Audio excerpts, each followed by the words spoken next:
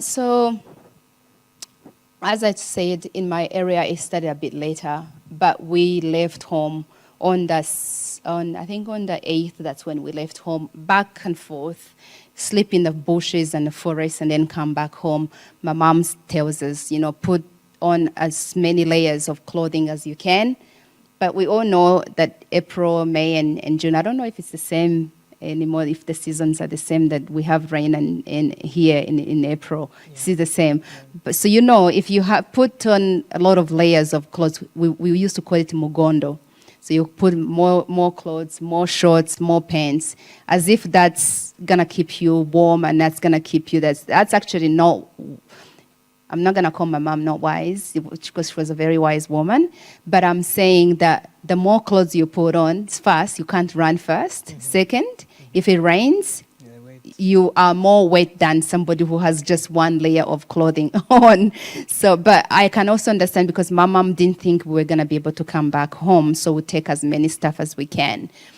So we had been, hiding in bushes and so on. And then when it started in my village, it was one evening when now they decided, because the Nyanza Hutus were not taking an action, now the government had to come and push and tell them, you need to get to work. And to work means you need to start killing. So that's when they put roadblocks in every road and started attacking us.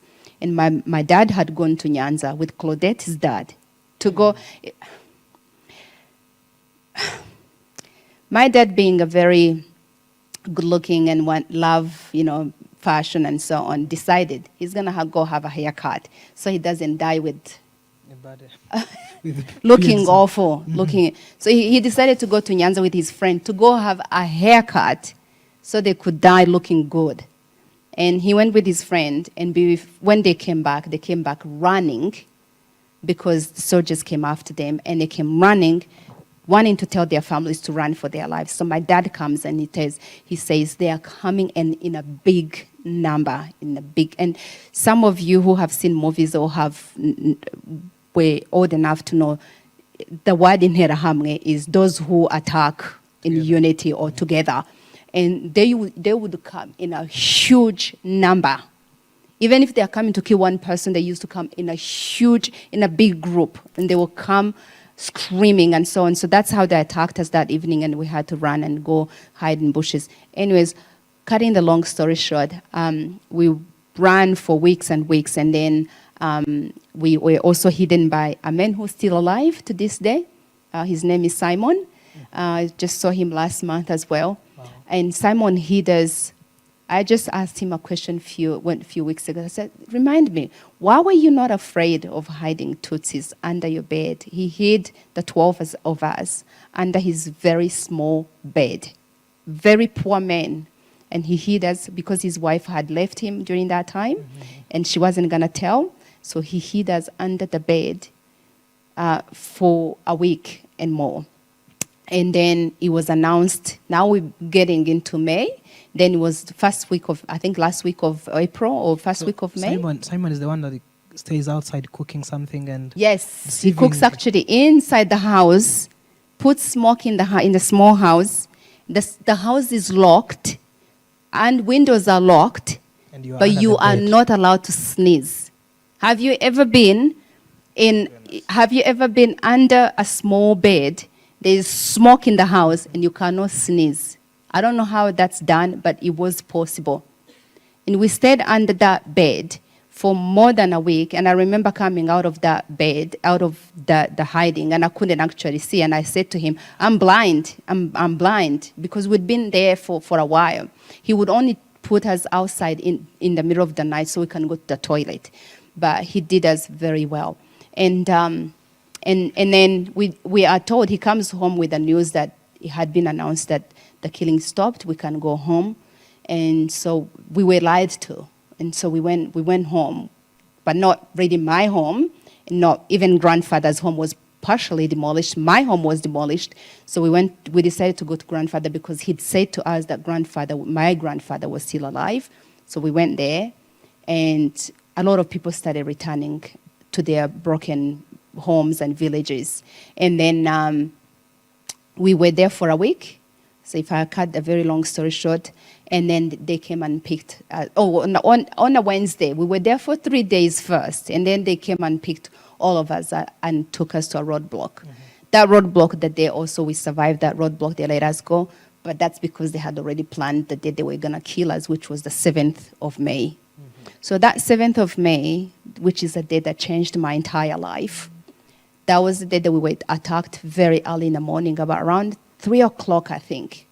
But we'd already been warned the night before. We'd been warned that that they were going to come and kill us. But my grandfather said, we stick together, we pray, and we die.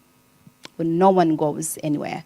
So we stayed, knowing, even, I'm not going to say as a child, but as a person, knowing that you're going to die in a few hours from now and you can't escape. It's an awful feeling. And so we stayed there, and then early morning we were attacked. We started hearing the neighbor's house, the little kids screaming. They were screaming, saying, please forgive me, I will never be a Tutsi again. And then the next town was ours. And the man that you asked about, his name was Gakuba. That's a real name. So some of the people, I didn't change names because of a reason. If their families did say that you can use the name, but for perpetrators, I didn't change the names because if they're under justice or they're under search, then I shouldn't be changing their names. Yeah.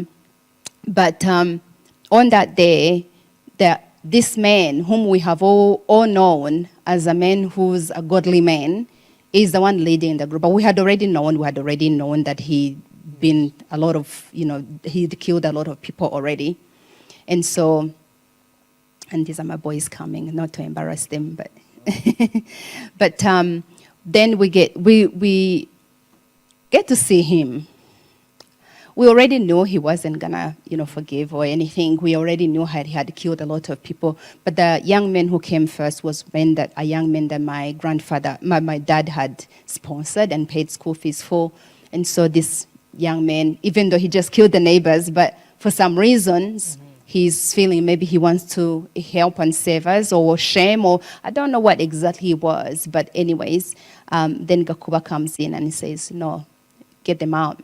I can see them, get them out. And in fact, you're going to have to kill 10 of them for you to be forgiven.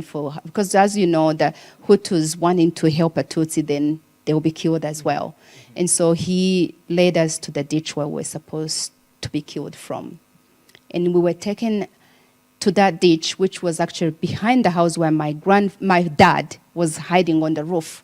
But they didn't know my dad was there. So my dad could hear the whole conversation. He was still alive. He was hiding on the roof. So they took us to that ditch, and they asked us to pick, each one of us to pick what was going to kill us. That's when I picked a club with a guy called John.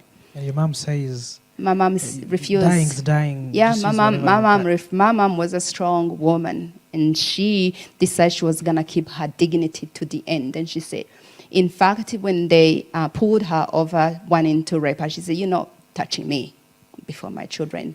You can have my children. My children are not going to see it. And she decided she would line us up so we don't have to see that. I always have to say that, she wasn't raped at the end of the day because this guy was just ashamed and pushed her and ended up not touching her. But my mom said, I'm not choosing anything. I chose a club because I was so scared of a machete. So I chose this young man, John, with a club because I knew with a club they will hit you at the back of your head 2 or 3 times and you'll be gone. And the way they used to tell you was to lay down on your stomach.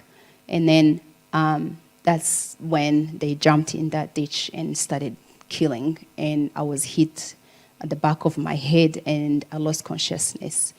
And that's how I was buried alive.